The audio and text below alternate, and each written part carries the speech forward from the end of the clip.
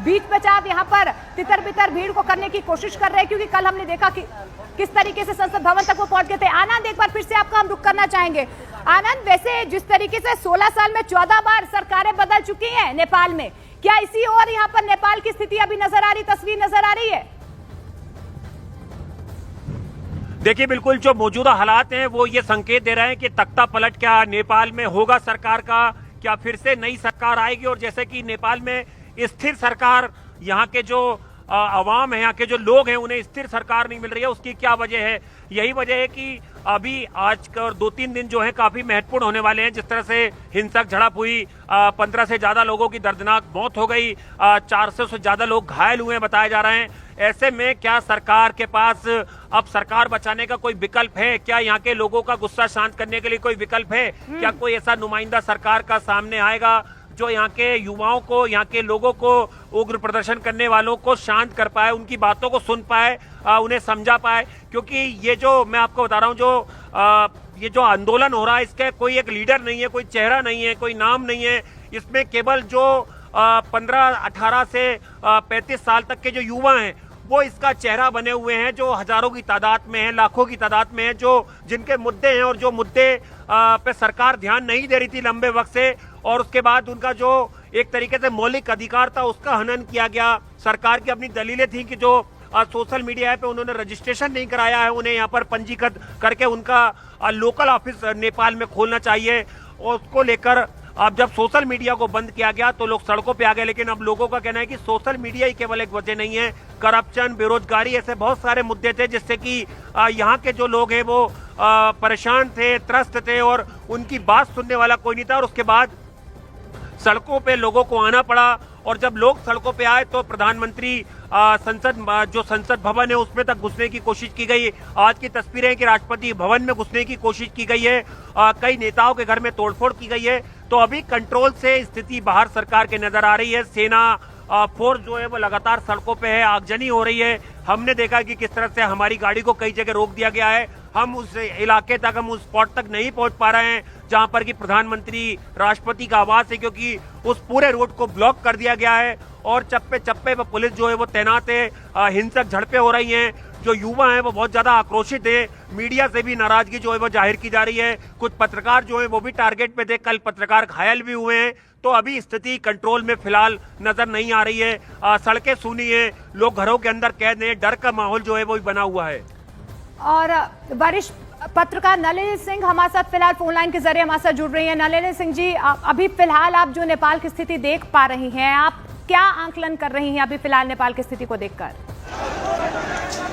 मेरा तजुर्बा कहता है, और जो काफी दिनों से हम चला रहे थे अपनी नेपाली भाषा की लैंग्वेज की चैनल, तो मुझे आपसे ये कहना पड़ेगा कि मेरा तजुर्बा ये कहता है कि जब नेपाल का युवा कुछ ठान लेता है तो वो लेकर ही रुकता है। तो इसलिए अगर नेपाल के युवा भड़क गए तो इसका मतलब पहले ये है कि कई कारण थे उनके भड़कने के, और उनमें से एक जो बहुत अच्छा विजुअल आप मंगवा सकती हैं वो ये है कि 2-3 दिन पुराना होना पड़ेगा या हफ्ता भर पुराना, वहाँ पर एक मिनिस्ट्री है फॉर जो बाहर जो जाना चाहें पलायन करके काम के लिए, उसके अंदर मिनिस्ट्री है और वो काठमांडू के बीचों बीच है। वहाँ पर जो लंबी लाइनें क्यू की लगती हैं पलायन के लिए, वो 5 साल पहले से कहीं ज्यादा लंबी हैं।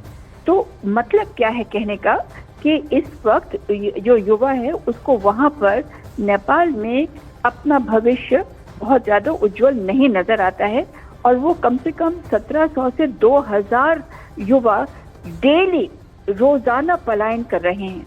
तो इसका ये मतलब हुआ कि वहाँ पर ये जो बेरोजगारी है या नाउम्मीदी, ये नाउम्मीदी की वजह से अब युवा फिर अपने आसपास देखता है कि नेताओं के बच्चे तो ये नेपो बेबीज का हो रहा है, नेपोटिज्म, यानी कि भाई भतीजावाद में जो कह रहे हैं कि हमारे टैक्स के पैसे से नेताओं के बच्चे बाहर जाके इतना गुच्ची बैग्स खरीद रहे हैं और क्या क्या खरीद रहे हैं।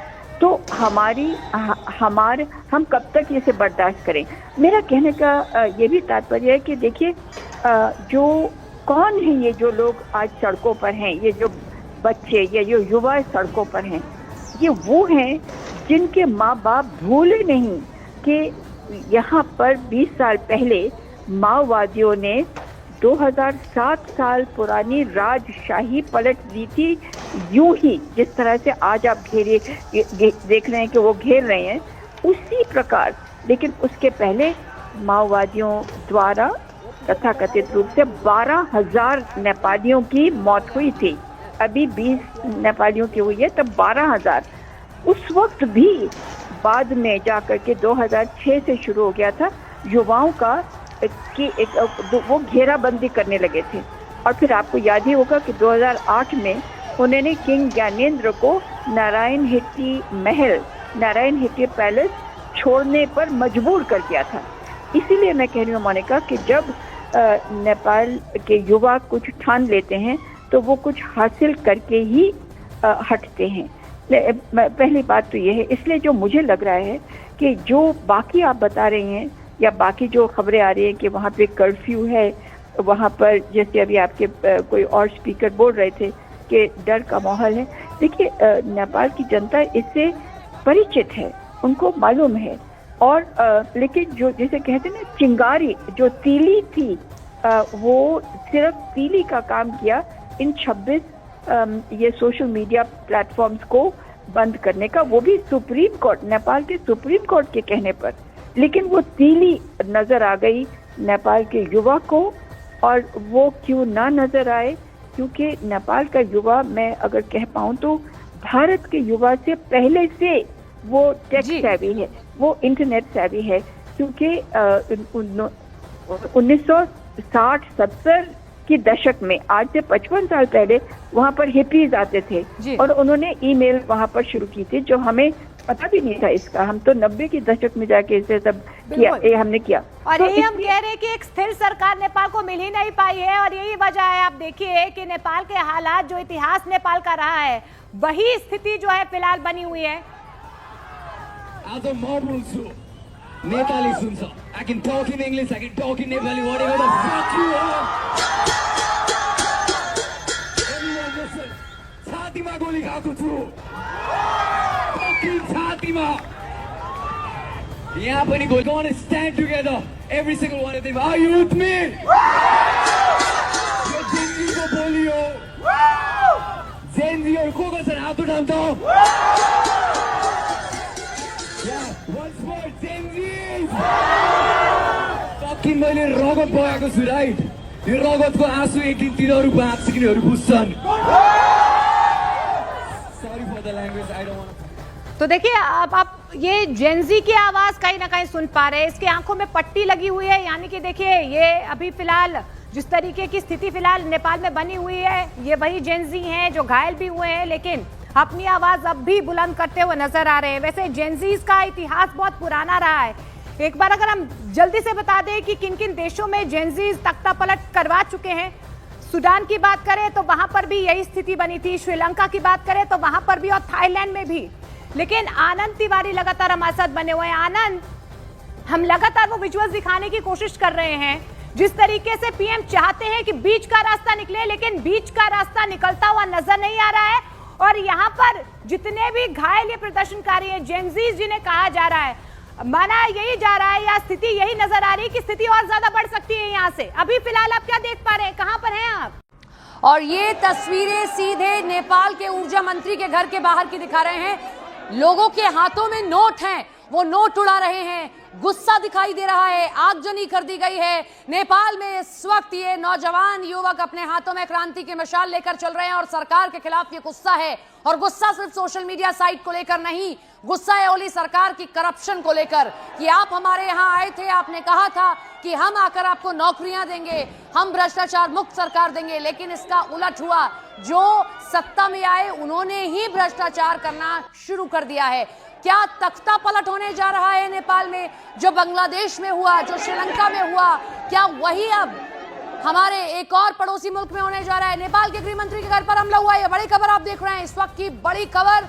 नेपाल के ऊर्जा मंत्री के घर पर भी उपद्रवी घुस चुके हैं, उपद्रवियों ने जमकर तोड़फोड़ की है और आगजनी की गई है। तो बड़ी खबर आप देख रहे हैं, कल से हम लोग आपको ये कवरेज दिखा रहे हैं। आज तो ग्राउंड जीरो पर हम लोग मौजूद हैं, हमारे सहयोगी वहां से हर एक रिपोर्ट आपको दे रहे हैं। लेकिन ये तस्वीरें देखिए आप जरा, नोट उड़ाए जा रहे हैं और साथ ही साथ आगजनी कर दी गई है। कई जगहों पर निजी आवास में घुस गए हैं प्रदर्शनकारी।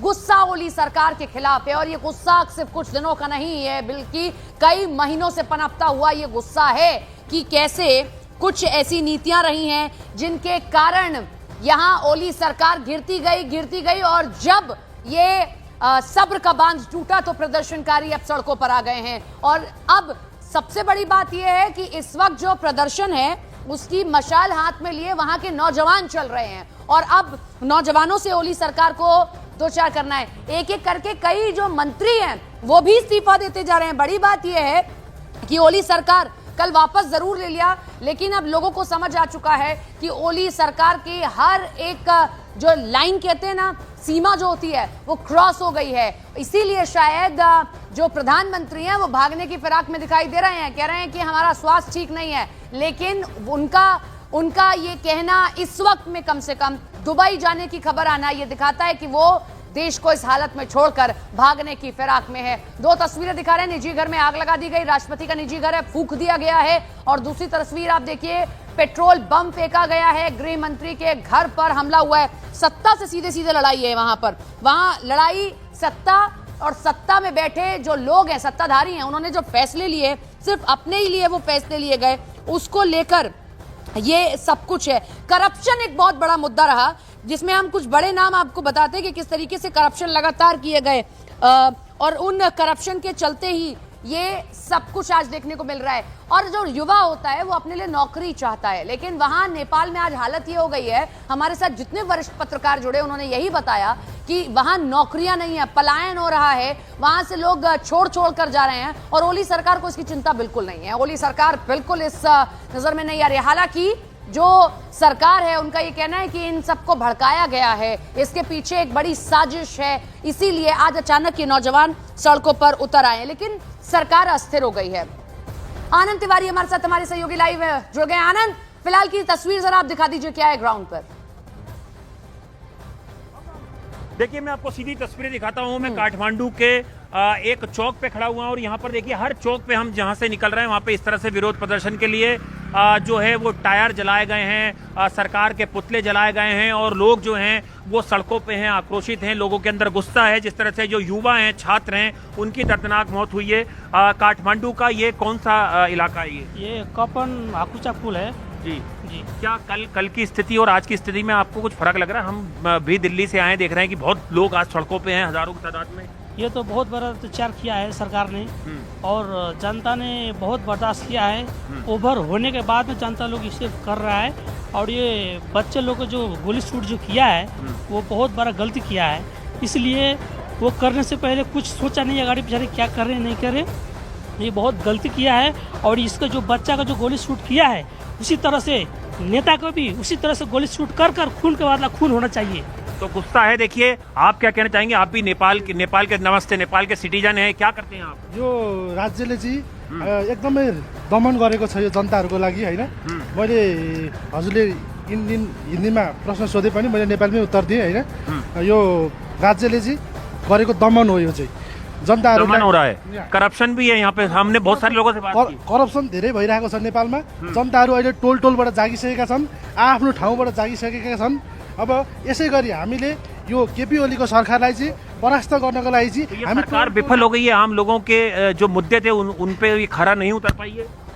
ये सबसे पहली बात क्या है कि जनता के लिए जो है ना, ये जनता के लिए कुछ नहीं सोच रहे हैं, सिर्फ अपने लिए, अपने बच्चे के लिए, अपने बेबी के लिए सिर्फ सोच रहे हैं। इसलिए यही वजह है कि लोगों को सड़कों पे आना पड़ रहा है, इस तरह से आगजनी हुई है, लोग विरोध प्रदर्शन कर रहे हैं। मैं ये तो खुद उन लोगों को रास्ता दे रही करने के लिए ना, हम लोग क्या, हमको कोई ऐतराज नहीं से करने के लिए, कोई हमको कोई मन से नहीं कर रहे हैं। लेकिन ये जो हो रहा है ये पूरा सरासर इसको आरोपी जो है केपी ओली है। तो देखिए, बिल्कुल सरकार पूरी तरह से विफल रही है और यही वजह है कि जो हालात थे वो बेकाबू है, बद से बदतर होते गए, लोगों की मौत हो गई, बहुत सारे लोग घायल हुए हैं, कुछ पत्रकारों को भी चोट आई है और जो लोगों का गुस्सा है वो अभी शांत नहीं है। कैबिनेट की एक महत्वपूर्ण बैठक होना है, दूसरी बैठक है, 2 बड़े मंत्री इस्तीफा दे चुके हैं और लगातार प्रधानमंत्री के इस्तीफे की मांग जो है वो पूरे नेपाल में गूंज रही है। बिल्कुल, आप बातें करते रहिए वहां लोगों से, लेकिन एक बीच तस्वीर हम दिखा रहे हैं, इसमें हमें एक हेलीकॉप्टर उड़ता हुआ नजर आ रहा है। इस तस्वीर पर नजर रखना इस वक्त इसलिए जरूरी है क्योंकि खबर आई है कि केपी ओली किसी भी वक्त देश भी छोड़ सकते हैं। तो अब ये क्लियर हो जाए फिर हम आपको ये कंफर्मेशन देते हैं। लेकिन फिलहाल जो तस्वीरें हम देख पा रहे हैं उसमें हमें एक हेलीकॉप्टर नजर आ रहा है। संभवतः अभी हम इस पे आशंका जाहिर कर रहे हैं कि क्या ये वही हेलीकॉप्टर है या तैयारी केपी ओली ने कर ली है कि देश को अस्थिर हालत में छोड़ जाए और उसके बाद भाग रहे हैं। आनंद, आपकी वहां लोगों से बात हो रही है, जरा उनको इस बात की खबर दीजिए कि केपी ओली देश छोड़कर भाग सकते हैं, उस पर रिएक्शन जरा उनका लीजिए। भाई साहब, ये थोड़ा आगे आइए। अभी एक जानकारी आ रही है कि जो प्रधानमंत्री हैं वो देश छोड़ के भागने की कोशिश कर रहे हैं। क्या वो जनता से एक तरीके से सामना नहीं कर पा रहे हैं? इतनी बड़ी घटना हो गई, होना चाहिए, जनता का सामना करना चाहिए। हाँ चाहिए, वो होना चाहिए, करना चाहिए था। वो कर नहीं रहा है, इसलिए देश छोड़ के भाग रहा है। अपनी जिम्मेदारी से पल्ला झाड़ रहा है। वही सही बात, सही बात। वो नामर्द है, वो मर्द नहीं है। अगर मर्द होता था जनता से सामना करता, वो नामर्द है, हिजरा है, छक्का चूड़ी पे। ये बताइए कि आप भी यहाँ रोजगार कुछ काम करते हैं? मैं इधर बोरिंग का काम कर रहा हूँ, पानी निकालता हूँ। तो यहाँ क्या बहुत भ्रष्टाचार है सरकारी विभाग में? बहुत भ्रष्टाचार है। बोलिए आप जी, क्या नाम है आपका? मेरा नाम लव कुमार मिश्रा है। ये बताइए, कल और आज में कुछ आपको फर्क नजर आ रहा है? लोग शांत तो हुए नहीं है, हालांकि सोशल मीडिया से बैन हटा दिया है। और भी होगा, सख्त होगा और इसको देश से भगा कर छोड़ेंगे हम लोग। ये बताइए, आप भी अपनी यहाँ पे दुकान चलाते हैं और क्या आपको लगता है यहाँ पे जो आम लोगों की समस्या होती है, लोग कहीं सरकारी दफ्तर में जाते हैं, उनके काम नहीं हो रहे थे? कुछ नहीं हो रहे थे, कुछ भी नहीं। ये बोलिएगा तो वहाँ से केपी ओली से तरफ से जो है ना, एक धागा के बराबर भी कुछ नहीं कर रहे हैं वो लोग, इसलिए ऐसा करना पड़ रहा है हम लोगों को। ये इस इलाके को क्या बोलते हैं? कौन सा इलाका है ये कॉपन है, कॉपन बोला जाता है इसको।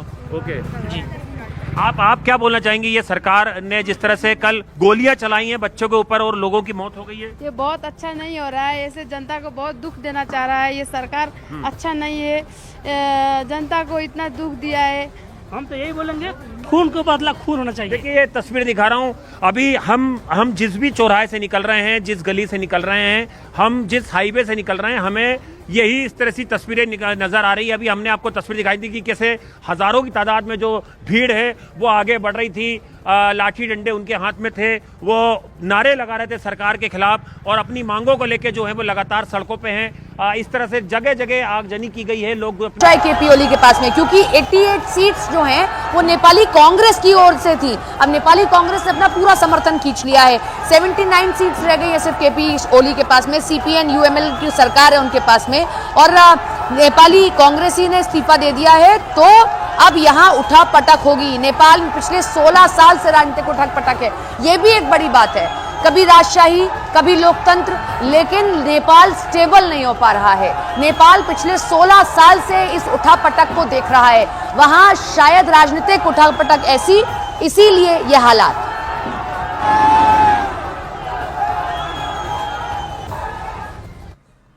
पतंजलि गाय का घी, मां का भरोसा, प्यार से परोसा। नेपाल में आज दूसरे दिन भी युवाओं का उग्र प्रदर्शन है जारी। प्रधानमंत्री ओली राष्ट्रपति के निजी आवास में घुसे प्रदर्शनकारी, तोड़फोड़, आगजनी। अब तक गृह मंत्री समेत 4 मंत्रियों ने इस्तीफा दिया। ओली के इस्तीफे पर अड़े हैं प्रदर्शनकारी।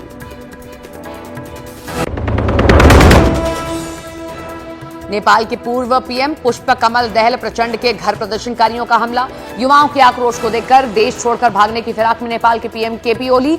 नेपाली सेना प्रमुख ने पीएम से मांगा इस्तीफा। उपराष्ट्रपति चुनाव के लिए वोटिंग है जारी। प्रधानमंत्री मोदी और नेता प्रतिपक्ष राहुल गांधी ने डाले हैं वोट। सांसदों के वोट डालने का सिलसिला जारी है। एनडीए से सीपी राधाकृष्णन और इंडिया गठबंधन से बी सुदर्शन रेड्डी हैं उम्मीदवार। आज शाम को होगा नतीजों का ऐलान। पंजाब और हिमाचल के बाढ़ प्रभावित इलाकों का दौरा करने के लिए पीएम मोदी रवाना। अधिकारियों के प्रदर्शनकारियों की बहुत खबर सामने आ रही है, कई घायल बताए जा रहे हैं, जिसके बाद आज जो है तनाव एक बार फिर से बरकरार है। यहाँ पर प्रदर्शनकारियों की तरफ से साफ तौर पर कहा जा रहा है कि केपी ओली शर्मा यानी कि पीएम को इस्तीफा देना होगा, उससे कमतर वो नहीं मानेंगे। लेकिन अब देखिए ये प्रदर्शन और ज्यादा बिगड़ता हुआ नजर आ रहा है। राष्ट्रपति के निजी आवास में तोड़फोड़ की खबर सामने आ रही है। तस्वीरें में हम आपको लगातार दिखा रहे हैं। आनंद लगातार ग्राउंड जीरो से हमारे साथ बने हुए हैं। आनंद, फिलहाल आपके पास कोई और इन्फॉर्मेशन है? क्योंकि राष्ट्रपति के निजी आवास तक ये प्रदर्शनकारी पहुंच चुके हैं। और देखिए, नेपाल में तख्ता पलट का जो इतिहास रहा है, 16 सालों में 14 बार सरकारें बदली हैं। क्या वाकई में ये सवाल यहाँ पर खड़ा हो रहा है कि यही स्थिति, यही तस्वीर अब आगे भी नजर आ सकती है?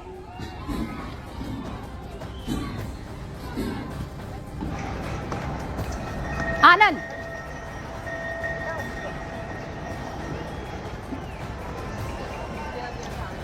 तो आनंद का हम रुख करेंगे, लेकिन एक बार फिर से आपको काठमांडू की तस्वीरें हम आपको दिखाते हैं। ये देखिए कि किस तरीके से प्रदर्शनकारी जो है यहाँ पर पत्थरबाजी करते हुए नजर आ रहे हैं, आगजनी करते हुए नजर आ रहे हैं। देखिए, सुरक्षा कर्मी जो है बीच बचाव यहाँ पर तितर बितर भीड़ को करने की कोशिश कर रहे हैं, क्योंकि कल हमने देखा कि किस तरीके से संसद भवन तक वो पहुंच गए थे। आनंद, एक बार फिर से आपका हम रुख करना चाहेंगे।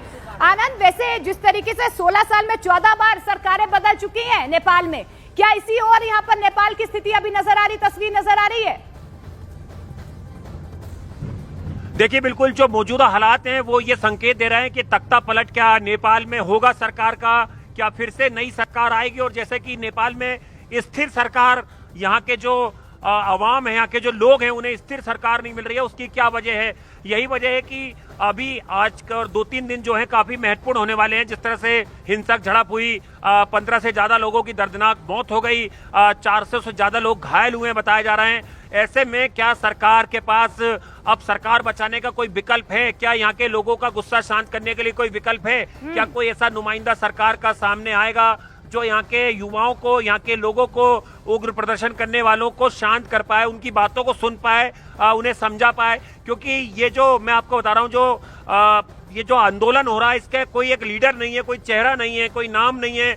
इसमें केवल जो 15-18 से 35 साल तक के जो युवा हैं वो इसका चेहरा बने हुए हैं, जो हजारों की तादाद में हैं, लाखों की तादाद में हैं, जो जिनके मुद्दे हैं और जो मुद्दे पे सरकार ध्यान नहीं दे रही थी लंबे वक्त से, और उसके बाद उनका जो एक तरीके से मौलिक अधिकार था उसका हनन किया गया। सरकार की अपनी दलीलें थी कि जो सोशल मीडिया पे उन्होंने रजिस्ट्रेशन नहीं कराया है, उन्हें यहाँ पर पंजीकृत करके उनका लोकल ऑफिस नेपाल में खोलना चाहिए। और उसको लेकर अब जब सोशल मीडिया को बंद किया गया तो लोग सड़कों पे आ गए। लेकिन अब लोगों का कहना है कि सोशल मीडिया ही केवल एक वजह नहीं है, करप्शन, बेरोजगारी, ऐसे बहुत सारे मुद्दे थे जिससे कि यहाँ के जो लोग हैं वो परेशान थे, त्रस्त थे, और उनकी बात सुनने वाला कोई नहीं था। और उसके बाद सड़कों पे लोगों को आना पड़ा, और जब लोग सड़कों पे आए तो प्रधानमंत्री संसद भवन है उसमें तक घुसने की कोशिश की गई। आज की तस्वीरें कि राष्ट्रपति भवन में घुसने की कोशिश की गई है, कई नेताओं के घर में तोड़फोड़ की गई है। तो अभी कंट्रोल से स्थिति बाहर सरकार के नजर आ रही है। सेना फोर्स जो है वो लगातार सड़कों पे है, आगजनी हो रही है। हमने देखा कि किस तरह से हमारी गाड़ी को कई जगह रोक दिया गया है। हम उस इलाके तक, हम उस स्पॉट तक नहीं पहुंच पा रहे हैं जहां पर कि प्रधानमंत्री, राष्ट्रपति का आवास है, क्योंकि उस पूरे रोड को ब्लॉक कर दिया गया है और चप्पे चप्पे पर पुलिस जो है वो तैनात है। हिंसक झड़पें हो रही हैं, जो युवा हैं वो बहुत ज्यादा आक्रोशित है, मीडिया से भी नाराजगी जो है वो जाहिर की जा रही है। कुछ पत्रकार जो है वो भी टारगेट पे थे, कल पत्रकार घायल भी हुए हैं। तो अभी स्थिति कंट्रोल में फिलहाल नजर नहीं आ रही है। सड़कें सूनी है, लोग घरों के अंदर कैद हैं, डर का माहौल जो है वो बना हुआ है। और वरिष्ठ पत्रकार नलिनी सिंह हमारे साथ फिलहाल फोन लाइन के जरिए हमारे साथ जुड़ रही हैं। नलिनी सिंह जी, अभी फिलहाल आप जो नेपाल की स्थिति देख पा रही हैं, आप क्या आंकलन कर रही हैं अभी फिलहाल नेपाल की स्थिति को देखकर? तो मेरा तजुर्बा कहता है, और जो काफी दिनों से हम चला रहे थे अपनी नेपाली भाषा की लैंग्वेज की चैनल, तो मुझे आपसे ये कहना पड़ेगा कि मेरा तजुर्बा ये कहता है कि जब नेपाल का युवा कुछ ठान लेता है तो वो लेकर ही रुकता है। तो इसलिए अगर नेपाल के युवा भड़क गए तो इसका मतलब पहले ये है कि कई कारण थे उनके भड़कने के, और उनमें से एक जो बहुत अच्छा विजुअल आप मंगवा सकती हैं वो ये है कि 2-3 दिन पुराना होना पड़ेगा या हफ्ता भर पुराना, वहाँ पर एक मिनिस्ट्री है फॉर जो बाहर जो जाना चाहें पलायन करके काम के लिए, उसके अंदर मिनिस्ट्री है और वो काठमांडू के बीचों बीच है। वहाँ पर जो लंबी लाइनें क्यू की लगती हैं पलायन के लिए, वो 5 साल पहले से कहीं ज्यादा लंबी हैं। तो मतलब क्या है कहने का कि इस वक्त जो युवा है उसको वहाँ पर नेपाल में अपना भविष्य बहुत ज्यादा उज्जवल नहीं नजर आता है और वो कम से कम 1700 से 2000 युवा डेली रोजाना पलायन कर रहे हैं। तो इसका ये मतलब हुआ कि वहाँ पर ये जो बेरोजगारी है या नाउम्मीदी की वजह से अब युवा फिर अपने आसपास देखता है कि नेताओं के बच्चे तो जो नेपो बेबीज का हो रहा है, नेपोटिज्म यानी कि भाई भतीजावाद में जो कह रहे हैं कि हमारे टैक्स के पैसे से नेताओं के बच्चे बाहर जाके इतना गुच्ची बैग्स खरीद रहे हैं और क्या क्या खरीद रहे हैं, तो हम कब तक इसे बर्दाश्त करें। मेरा कहने का ये भी तात्पर्य है कि देखिए जो कौन है ये जो लोग आज सड़कों पर हैं, ये जो बच्चे या जो युवा सड़कों पर हैं, ये वो हैं जिनके माँ बाप भूले नहीं कि यहाँ पर 20 साल पहले माओवादियों ने 2007 साल पुरानी राजशाही पलट दी थी, यूं ही जिस तरह से आज आप देख रहे हैं कि वो घेर रहे हैं, उसी प्रकार। लेकिन उसके पहले माओवादियों द्वारा तथाकथित रूप से 12,000 नेपालियों की मौत हुई थी। अभी 20 नेपालियों की हुई है, तब 12,000। उस वक्त भी बाद में जाकर के 2006 से शुरू हो गया था युवाओं का कि वो घेराबंदी करने लगे थे। और फिर आपको याद ही होगा कि 2008 में उन्होंने किंग ज्ञानेंद्र को नारायण हिट्टी पैलेस छोड़ने पर मजबूर कर दिया था। इसीलिए मैं कह रही हूँ मोनिका कि जब नेपाल के युवा कुछ ठान लेते हैं तो वो कुछ हासिल करके ही हटते हैं। पहली बात तो ये है। इसलिए जो मुझे लग रहा है कि जो बाकी आप बता रहे हैं या बाकी जो खबरें आ रही हैं कि वहाँ पे कर्फ्यू है, वहाँ पर जैसे अभी आपके कोई और स्पीकर बोल रहे थे कि डर का माहौल है। देखिए नेपाल की जनता इससे परिचित है, उनको मालूम है। और लेकिन जो जैसे कहते हैं ना, चिंगारी जो तीली थी वो सिर्फ तीली का काम किया इन 26 ये सोशल मीडिया प्लेटफॉर्म्स को बंद करने का, वो भी सुप्रीम कोर्ट, नेपाल के सुप्रीम कोर्ट के कहने पर। लेकिन वो तीली नजर आ गई नेपाल के युवा को। और वो क्यों ना नजर आए, क्योंकि नेपाल का युवा, मैं अगर कह पाऊं तो भारत के युवा से पहले से वो टेक सेवी है, वो इंटरनेट सेवी है। क्योंकि 1960-70 के दशक में, आज से 55 साल पहले, वहाँ पर हिपीज आते थे और उन्होंने ईमेल वहाँ पर शुरू की थी, जो हमें पता भी नहीं था इसका। हम तो 90 के दशक में जाके इसे सब किया, ये हमने किया। और तो यही हम कह रहे हैं कि एक स्थिर सरकार नेपाल को मिल ही नहीं पाई है और यही वजह है। आप देखिए कि नेपाल के हालात, जो इतिहास नेपाल का रहा है, वही स्थिति जो है फिलहाल बनी हुई है। आज म बोल्छु, Nepali सुन्छ। I can talk in English, I can talk in Nepali, whatever the fuck you want. Everyone listen. छातीमा गोली खाएको छु, fucking छातीमा। यहाँ पनि गोली। Come on, stand together, every single one of them. Are you with me? यो जेनजीको बोली हो। जेनजीहरू को छन्, हात उठाउँ त। Once more, Gen Zs. Fucking मैले रगत बगाएको छु, राइट? यो रगतको आँसु एक दिन तिनीहरू बाँच्छ, तिनीहरू बुझ्छन्। Sorry for the language, I don't want to. तो देखिए अब आप ये जेनजी की आवाज कहीं ना कहीं सुन पा रहे हैं। इसकी आंखों में पट्टी लगी हुई है, यानी कि देखिए ये अभी फिलहाल जिस तरीके की स्थिति फिलहाल नेपाल में बनी हुई है, ये वही जेनजी हैं जो घायल भी हुए हैं, लेकिन अपनी आवाज अब भी बुलंद करते हुए नजर आ रहे हैं। वैसे जेनजीज का इतिहास बहुत पुराना रहा है। एक बार अगर हम जल्दी से बता दें कि किन किन देशों में जेनजीज तख्ता पलट करवा चुके हैं।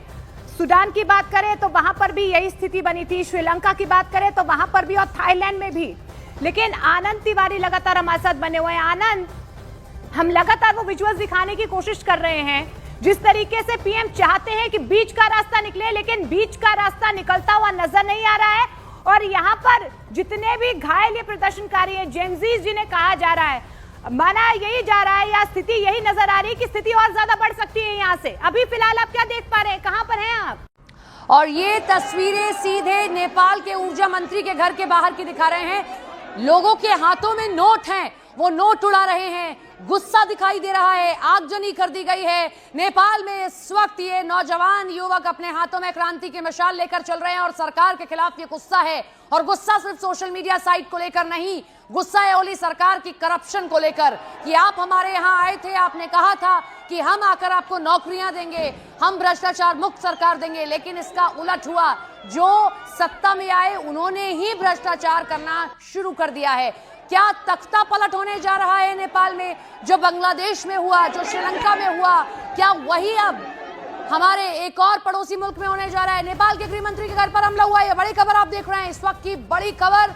नेपाल के ऊर्जा मंत्री के घर पर भी उपद्रवी घुस चुके हैं, उपद्रवियों ने जमकर तोड़फोड़ की है और आगजनी की गई है। तो बड़ी खबर आप देख रहे हैं, कल से हम लोग आपको ये कवरेज दिखा रहे हैं। आज तो ग्राउंड जीरो पर हम लोग मौजूद हैं, हमारे सहयोगी वहां से हर एक रिपोर्ट आपको दे रहे हैं। लेकिन ये तस्वीरें देखिए आप जरा, नोट उड़ाए जा रहे हैं और साथ ही साथ आगजनी कर दी गई है। कई जगहों पर निजी आवास में घुस गए हैं प्रदर्शनकारी।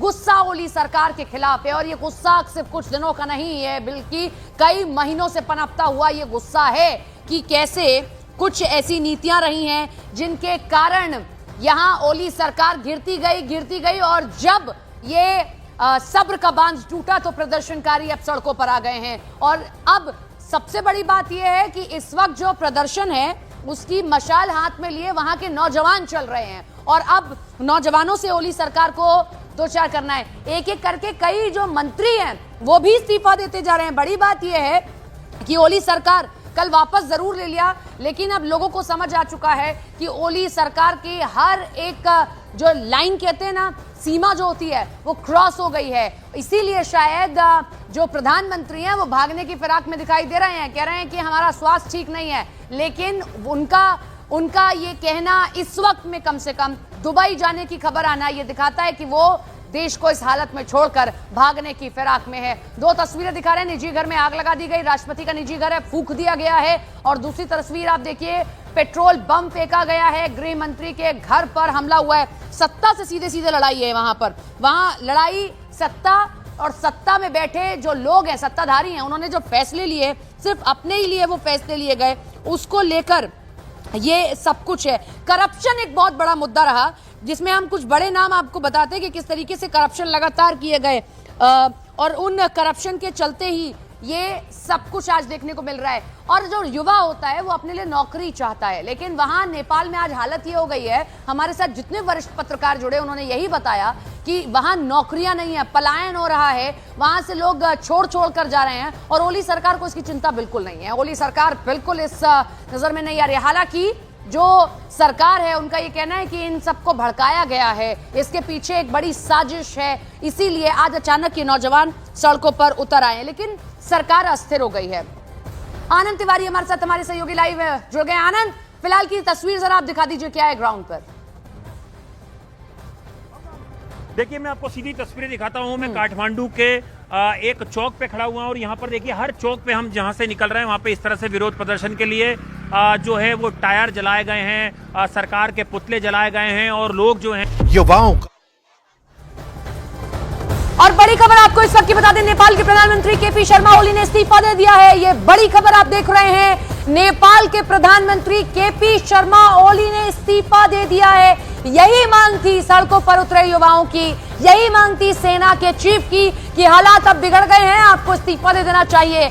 यानी कि फिर से एक तख्ता पलट, सरकार में बदलाव आप नेपाल के भीतर देख रहे हैं। नेपाल के भीतर ये राजनीतिक अस्थिरता पैदा हो गई है। पहले नेपाली कांग्रेस ने अपना समर्थन वापस ले लिया और अब सीधे धीरे सभी मंत्रियों ने इस्तीफा दिया और अब केपी शर्मा ओली नेपाल के प्रधानमंत्री इस्तीफा दे चुके हैं, रिजाइन कर दिया है।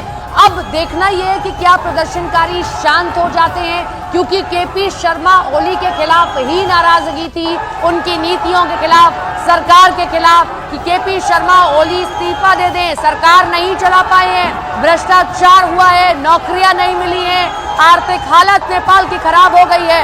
यानी कि अब इस्तीफा देने की नौबत आ गई है। केपी शर्मा ओली इस्तीफा दे दिया है। अब ये देखना है प्रदर्शनकारियों का क्या रुख रहता है और आगे क्या होता है। सरकार किसकी बनती है और कैसे बनती है, क्योंकि अगर राजशाही नहीं तो क्या दोबारा चुनावों में जाया जाएगा, और अगर चुनावों में जाया जाएगा तो कौन कौन अब चुनावी मैदान में होता है, सत्ता किसके पास आएगी, क्या सेना इस वक्त संभालेगी कमान देश की, क्योंकि अगर सेना काठमांडू में पहुंच गई है और काठमांडू में धीरे धीरे सभी जगहों को टेक ओवर करना शुरू कर दिया, और अगर सेना के चीफ इस्तीफा मांग रहे हैं तो सेना भी यहाँ फिलहाल की स्थिति को संभालते हुए चीजों को देख सकती है। लेकिन इस वक्त की बड़ी खबर, प्रदर्शनकारियों की एक बड़ी मांग थी केपी शर्मा ओली इस्तीफा दे दे, और अब उन्होंने इस्तीफा दे दिया है। हम आपको आंकड़ा बता रहे थे कि अब तक सिर्फ 4 साल तक के लिए वो प्रधानमंत्री रहे हैं। 2015 में सिर्फ 10 महीने, 2018 में सिर्फ 40 महीने, 2021 में 3 महीने, और कुल मिलाकर वो 4.5 साल तक का ही आंकड़ा होता था। उसमें एक और साल अब जोड़ लीजिए 2025, 2015, 2018, 2021 और 2025 में भी केपी ओली को इस्तीफा देना पड़ा है। केपी ओली को कुर्सी से प्यार रहा, धीरे धीरे वो कोएलिशन गवर्नमेंट बनाकर इधर उधर से सत्ता को हथियाते रहे, लेकिन अब लोग उनके खिलाफ खड़े हो गए और अब उन्हें इस्तीफा देना पड़ा है। ये उनका चौथा इस्तीफा। ये नेपाल के पार्लियामेंट की तस्वीर देखिए आप, प्रदर्शनकारी कहां तक पहुंच गए हैं। जरा एक बार ये तस्वीर फुटफ्रेम में हम दिखाएं अपने दर्शकों को। ये पूरी की पूरी तस्वीर पार्लियामेंट की है। ये देखिए, जरा देखिए आप, हालत देखिए। अंदर आपको सिर्फ प्रदर्शनकारी दिखाई देंगे। यहीं से जो नीतियां बन रही थी, जो देश में लागू हो रही थी, इन प्रदर्शनकारियों को वही स्वीकार नहीं थी। आज वो उसी संसद तक पहुंच गए हैं, वहां की पार्लियामेंट तक पहुंच गए हैं, छतों पर दिखाई दे रहे हैं और ग्राउंड पर आपको दिखाई दे रहे हैं बड़ी संख्या है। और उठता हुआ धुआं जरा आप देखिए, जहां तहां मंत्रियों के घर प्रदर्शनकारियों को दिखाई दिए हैं, उन्होंने आग के हवाले कर दिया है, आग लगाना शुरू कर दिया है।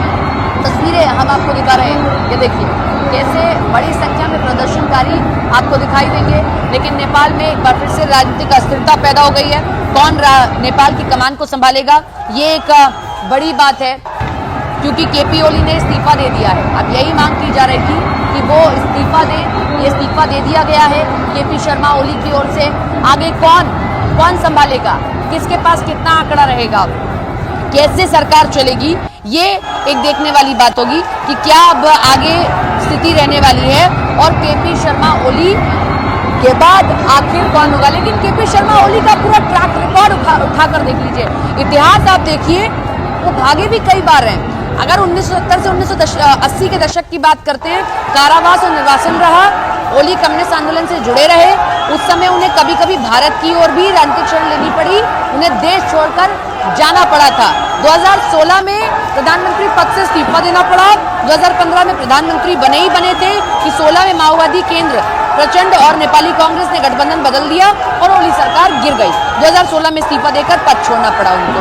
20 और 21 में भी संसद भंग हुई, पद से हटना पड़ा, और अब उसमें एक और साल जोड़ लीजिए और उस साल के जोड़ने के साथ ही ये तस्वीरें भी जोड़ लीजिए कि इस बार किसी ने अपना कहें कि ना ही समर्थन खींचा है, ना ही उनकी कुर्सी किसी राजनीतिक दल ने खींची है, बल्कि उनकी राजनीतिक कुर्सी जिससे वो हमेशा डटे रहना चाहते थे, वो कुर्सी इस बार जनता ने खींच ली है। वो कहा जाता है कि सिंहासन खाली करो, हम आते हैं, ये जनता ने कह दिया है।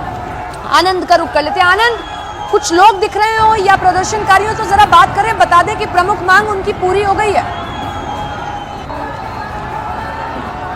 देखिए बिल्कुल हम यहाँ पर काठमांडू में हैं और बिल्कुल एयरपोर्ट के नज़दीक है। कुछ यहाँ पे कुछ यूथ हमारे साथ हैं। प्रधानमंत्री ने इस्तीफा दे दिया है, जो लगातार मांग कर रही थी यहाँ की जनता। क्या कहना है इस पे आपका? अभी तो केपी ओली तो भाग चुका है, वो हेलीकॉप्टर से आप चाइना जा चुका है वो, इसीलिए वो जो आपका मेन एयरपोर्ट है ना गेट, वो घेर लिया है युवा लोगों ने। अच्छा, इसीलिए आप भी तो। लेकिन इस्तीफा दे दिया, इससे संतुष्ट हैं आप? संतुष्ट तो वो केपी ओली देना चाहिए ना मेन तो। आप प्रधानमंत्री ने दिया है? हाँ, नहीं, वो छोटे छोटे प्रधानमंत्री ने दिया ना, वो मेन तो केपी ओली है। कुछ और यूथ हमारे साथ हैं। प्रधानमंत्री ने इस्तीफा दे दिया, क्या कहना चाहेंगे? कुछ आप लोग मांग कर रहे थे लगातार। प्रधानमन्त्री नेपाल छोड़ के इंडिया भाग जाएगा। हाम्रा प्रधानमन्त्रीले चाहिँ अब यो देशको बारेमा अलिकति नबुझेर यो स्थिति यस्तो भएको हो। तो देखिए ये एयरपोर्ट की तरफ से रास्ता यहाँ पे आ रहा है, वहाँ भी काफी फोर्स लगी हुई है, हमने देखा अभी। हाँ, लगा है। अच्छा, साला भाग गया मादर। ये देखिए, और देखिए, ये देखिए यहाँ पर देखिए, ये पूरा, ये देखिए हम आपको तस्वीरें दिखा रहे हैं यहाँ पर। तमाम लोग यहाँ पर जो है अपनी मांगों को लेकर यहाँ पर खड़े हुए हैं और यहाँ पर जगह जगह जो है वो यहाँ पर आगजनी की गई है। पत्थर आप देख सकते हैं, कितने पत्थर यहाँ पे सड़कों पे नज़र आ रहे हैं। ये देखिए सीधी तस्वीर दिखा रहे हैं, यहाँ पे लोग झंडा लेके यहाँ पर अपनी बात रख रहे हैं। और जिस तरह से प्रधानमंत्री ने इस्तीफा दिया, जाहिर तौर पर क्या लोगों का गुस्सा थोड़ा शांत हुआ है? कुछ यहाँ पे कुछ लोग हैं, उनसे बात करते हैं। भाई साहब, अभी खबर आई है कि जो प्रधानमंत्री है उन्होंने इस्तीफा दे दिया, क्या पहला रिएक्शन आपका? नहीं, हमको कुछ नहीं पता। अभी खबर आई है? यहीं पर है, हम यहीं पर है, लेकिन हमको कुछ नहीं पता है। लेकिन अब थोड़ा गुस्सा शांत होगा लोगों का? प्रधानमंत्री का इस्तीफा मांगा जा रहा था लगातार। हाँ, मांगा जा रहा था, लेकिन उनका गुस्सा अभी तक शांत नहीं हुआ है। वो अभी भी प्रोटेस्ट कर रहे हैं। वो प्रधानमंत्री को जहाँ है वहीं पर जब्त करना चाहते हैं। देखिए बिल्कुल यहाँ पर देखिए ये तस्वीरें हम आपको दिखा रहे हैं। यहाँ पर ये पूरा रोड बंद हो रखा है। ये एयरपोर्ट की तरफ से लोग जो पैसेंजर्स हैं आप देख सकते हैं पैदल यहाँ पर जो है अपने होटल्स के लिए आ रहे हैं, क्योंकि कोई गाड़ी नहीं मिल रही है, कोई गाड़ी नहीं चल रही है और लगातार स्थिति जो है वो अभी भी तनावपूर्ण बनी हुई है। यहाँ पे देख सकते हैं कितने सारे पत्थर आप देख सकते हैं सड़कों पे यहाँ पर पड़े हुए नज़र यहाँ पर आ रहे हैं और आगे भी पूरी तरह से एक तरीके से चक्का जाम यहाँ पे कर दिया गया था। और ये देखिए लोग एयरपोर्ट से पैदल जो है अपने होटल के लिए जा रहे हैं जो जहाँ पे उन्होंने रुकना है। तो ये स्थिति है काठमांडू की, अभी भी स्थिति तनावपूर्ण बनी हुई है और प्रधानमंत्री ने इस्तीफा जरूर दे दिया है। एक और शख्स हमारे साथ है, यहाँ के यूथ हैं। क्या कहना चाहेंगे? प्रधानमंत्री ने इस्तीफा दे दिया। केपी ओली रंडी को बान इधर करप्शन बहुत है। हाँ, इधर बहुत है, हम नहीं छोड़ेंगे उसे। देखिए बिल्कुल। और यहाँ पर देखिए ये तमाम लोग हैं, गुस्से में हैं यहाँ पर बहुत सारे लोग। ये हम आपको सीधी यहाँ की तस्वीरें दिखा रहे हैं। ये तस्वीर में आप देख सकते हैं कि जो पैसेंजर थे, देखिए क्योंकि कोई कैब नहीं मिल रही है, कोई टैक्सी नहीं मिल रही है और जो आम यातायात है वो भी चरमरा गया है। लोग टैक्सी के लिए इंतजार कर रहे थे, पैदल अब जो है वो अपनी होटल तरफ जा रहे हैं। लेकिन लोगों के अंदर गुस्सा था, जिस तरह से जो छात्र हैं उनकी दर्दनाक मौत हुई है। एक और शख्स हमारे साथ हैं, इनसे बात करते हैं। प्रधानमंत्री ने इस्तीफा दे दिया है, जो मांग की जा रही थी यहाँ की जनता की, क्या कहना चाहेंगे? नहीं, मुझे मालूम नहीं, अभी मैं एयरपोर्ट से आ रहा हूँ, अभी मैं चेक करता हूँ। आप नेपाल के रहने वाले? हाँ, नेपाल के। लेकिन आपको लगता है कि जो लोगों की डेथ हुई है बच्चों की, वो गलत थी? वो सकुशल गलत थी वो, और इसलिए सरकार का इस्तीफा मांगा जा रहा था प्रधानमंत्री का? हाँ जी। तो देखिए बिल्कुल। और ये देखिए ये पैसेंजर्स हैं जो अलग अलग देशों से आए हैं नेपाल में और लगातार ये इन्हें कोई गाड़ी साधन, आप कोई साधन नहीं मिल रहा एयरपोर्ट पे? कुछ नहीं, कुछ बंद हो गया एयरपोर्ट तो कुछ नहीं मिलता जी। और ये बताइए भाई साहब, आपके प्रधानमंत्री ने इस्तीफा दे दिया। आनंद, आप अपना ख्याल रखते हुए रिपोर्ट हम तक पहुंचाते रहे। एक छोटे से ब्रेक के लिए रुक रहे हैं।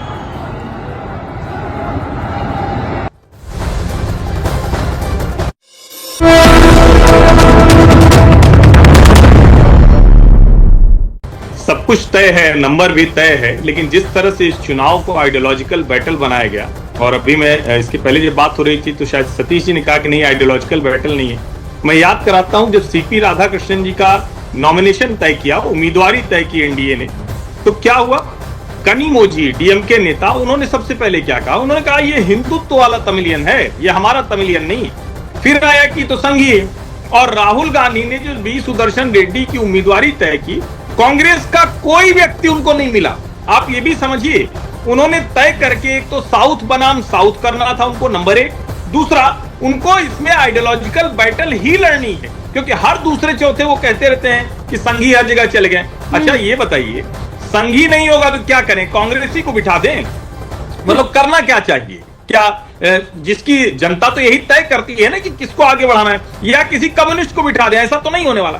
और एक चीज और समझिए, ये आइडियोलॉजिकल बैटल अगर रूबिका जी इन लोगों ने नहीं की होती, इसको मैं बड़ी गंभीरता से कह रहा हूं, तो शायद कुछ मत और मिल जाते। जिन कम्युनिस्टों को अब देश भर में कहीं की जनता नहीं स्वीकार कर रही, तो जनप्रतिनिधि वाला उनके साथ क्यों जाएंगे? ये जरा सोचिए ना। अगर कांग्रेस पार्टी ने ढंग का कोई अच्छा कांग्रेसी ऐसा नेता चुना होता जो राहुल कांग्रेस का नहीं होता, मूल कांग्रेस का होता, तो शायद कुछ बेहतरी होती।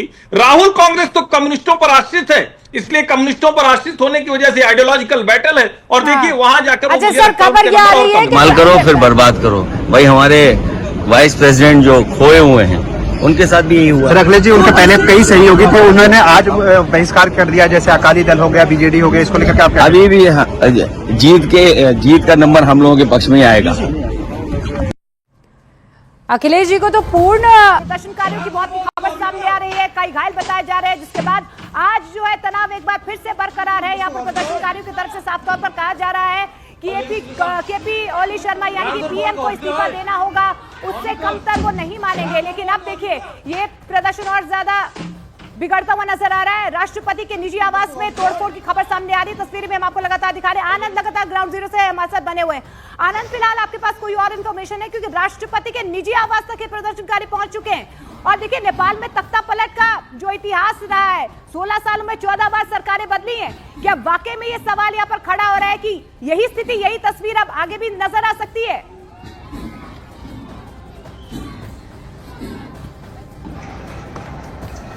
आनंद,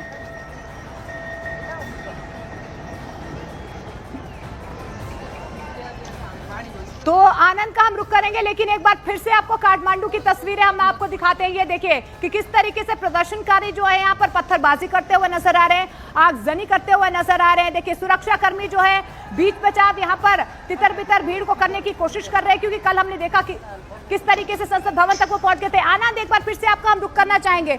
आनंद, वैसे जिस तरीके से 16 साल में 14 बार सरकारें बदल चुकी हैं नेपाल में, क्या इसी और यहाँ पर नेपाल की स्थिति अभी नजर आ रही, तस्वीर नजर आ रही है? देखिए बिल्कुल जो मौजूदा हालात हैं वो ये संकेत दे रहे हैं कि तख्ता पलट क्या नेपाल में होगा सरकार का, क्या फिर से नई सरकार आएगी। और जैसे कि नेपाल में स्थिर सरकार, यहाँ के जो आवाम है, यहाँ के जो लोग हैं, उन्हें स्थिर सरकार नहीं मिल रही है। उसकी क्या वजह है? यही वजह है कि अभी आज और 2-3 दिन जो है काफी महत्वपूर्ण होने वाले हैं। जिस तरह से हिंसक झड़प हुई, 15 से ज्यादा लोगों की दर्दनाक मौत हो गई, 400 से ज्यादा लोग घायल हुए बताए जा रहे हैं। ऐसे में क्या सरकार। और बड़ी खबर आपको इस वक्त की बता दें, नेपाल के प्रधानमंत्री केपी शर्मा ओली ने इस्तीफा दे दिया है। ये बड़ी खबर आप देख रहे हैं, नेपाल के प्रधानमंत्री केपी शर्मा ओली ने इस्तीफा दे दिया है। यही मांग थी सड़कों पर उतरे युवाओं की, यही मांग थी सेना के चीफ की कि हालात अब बिगड़ गए हैं, आपको इस्तीफा दे देना चाहिए।